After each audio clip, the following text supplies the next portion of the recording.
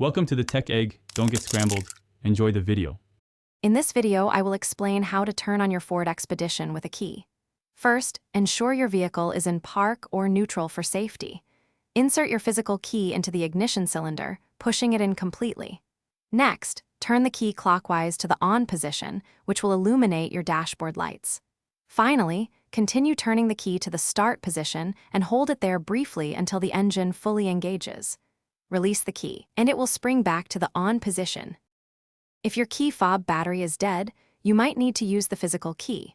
Many Ford Expeditions have a hidden keyhole on the driver's door handle. You may need to remove a small cover on the key fob itself to access the actual metal key. Once you have the physical key, insert it into the keyhole and turn it to manually unlock your door.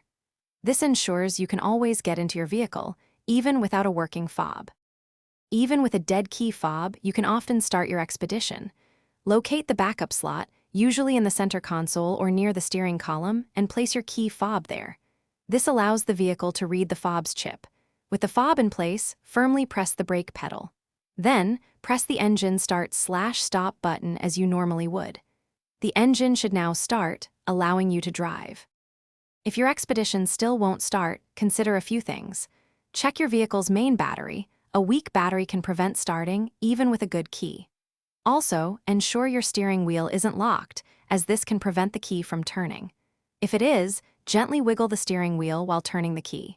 Remember to check the description for a link to the Oala water bottle and other great deals. Regular maintenance helps prevent these issues. Thanks for watching. Consider subscribing if I helped unscramble your problems.